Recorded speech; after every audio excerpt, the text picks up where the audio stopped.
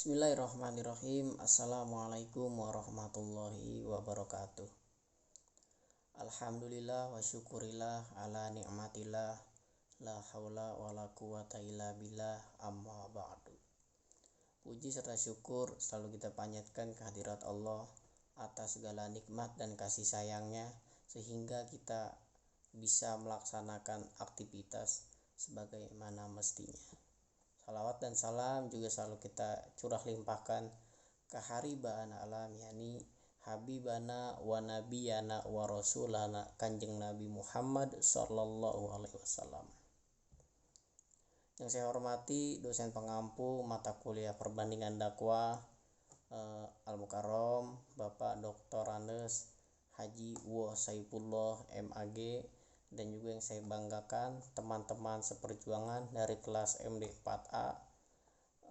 Sebelumnya, tujuan saya membuat video ini yaitu untuk memenuhi tugas pada mata kuliah perbandingan dakwah, yaitu tugas UTS, dengan membuat video mempresentasikan dua materi dari pertemuan ke-1 sampai ke-7. Sebelumnya izin memperkenalkan diri, nama saya Ahmad Faris Muhtadi dengan NIM 120403007. Untuk materi yang saya pilih pada presentasi kali ini yaitu materi yang di pertemuan ke-1 dan materi di pertemuan ke-5. Maka dari itu langsung saja saya akan sedikit membahasnya.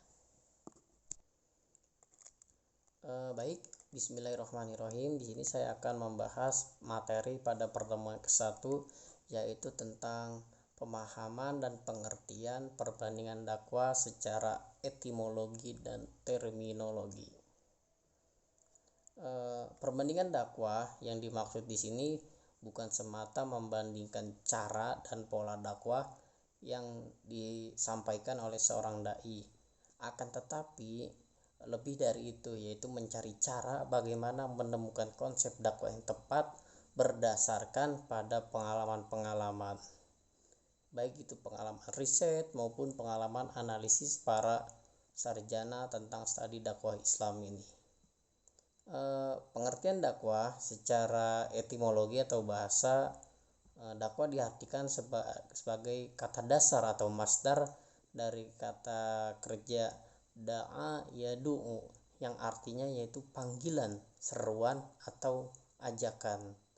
Sedangkan pengertian dakwah secara terminologi atau istilah, yaitu dakwah adalah sebuah proses atau kegiatan menyeru, mengajak, dan juga mengingatkan serta menyebarluaskan ajaran agama Islam kepada seluruh umat manusia. Dengan harapan apa? Yaitu dengan harapan dengan adanya dakwah ini kita bisa mengajak orang-orang kembali ke jalan yang benar, agar bisa mendapatkan keselamatan, baik keselamatan di dunia maupun keselamatan di akhirat. Baik, untuk selanjutnya materi pertemuan ke-5 yaitu tentang ruang lingkup kajian perbandingan dakwah.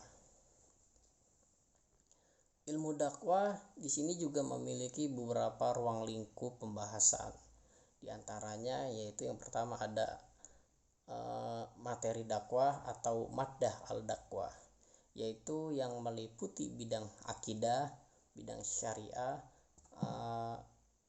lalu bidang ibadah dan muamalah dan akhlak. Dan semua materi dakwah ini bersumber dari Al-Quran dan Sunnah Rasulullah, atau juga berasal dari hasil ijtihad para ulama, hasil dari sejarah peradaban Islam.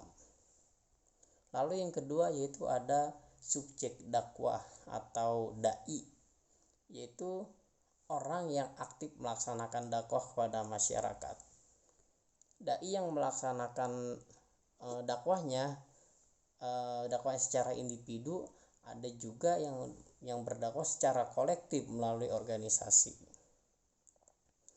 Lalu yang ketiga yaitu mengenai objek dakwah atau mad'u.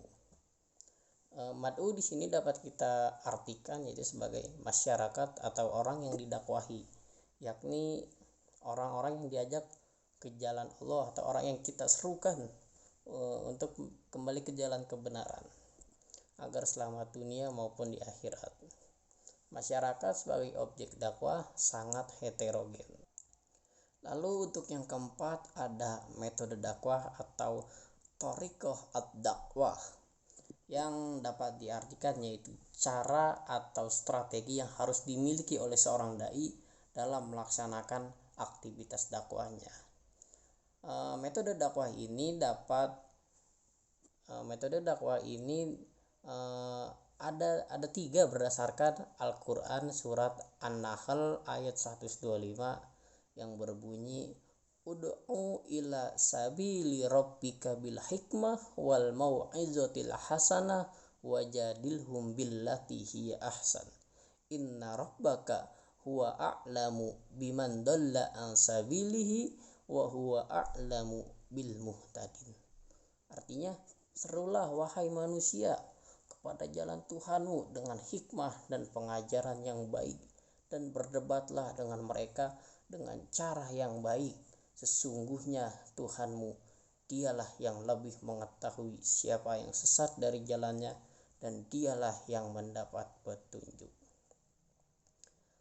Dari ayat Al-Quran tadi ada 3 cara, dijelaskan ada 3 cara metode dakwah, yaitu ada metode bil hikmah, yang kedua ada metode mau'izah hasanah, dan yang ketiga metode mujadalah. Media dakwah atau wasilah dakwah yaitu bisa diartikan sebagai media atau wasilah dakwah atau instrumen yang digunakan oleh seorang dai sebagai alat untuk mempermudah penyampaian pesan dakwah kepada mad'u. Misalnya seperti lewat TV, lewat radio, lewat surat, lewat majalah, lewat buku internet, handphone, buletin maupun yang lainnya, mengikuti perkembangan zaman yang sekarang semakin pesat ini. Lalu yang kelima yaitu ada tujuan dakwah atau maqasid dakwah. Di sini dapat saya mengartikannya itu sebagai tujuan yang hendak dicapai oleh kegiatan dakwah atau targetan yang harus dicapai oleh seorang dai dalam kegiatan dakwahnya. Adapun tujuan dakwah itu dibagi menjadi 2 tujuan, yaitu tujuan jangka pendek dan juga tujuan jangka panjang. Tujuan jangka pendek yang dimaksud adalah agar manusia mengetahui ajaran Allah dan Rasulnya dalam kehidupan sehari-hari. Adapun jangka panjangnya yaitu dia bisa mengamalkannya, bisa menyebarkannya kembali kepada orang-orang yang berada di sekitarnya, sehingga itu menjadi suatu amal kebaikan yang akan terus menular selamanya. Mungkin hanya ini yang dapat saya sampaikan, kurang lebihnya mohon dimaafkan. Wallahul muwaffiq ila aqwamit thoriq. Wassalamualaikum warahmatullahi wabarakatuh.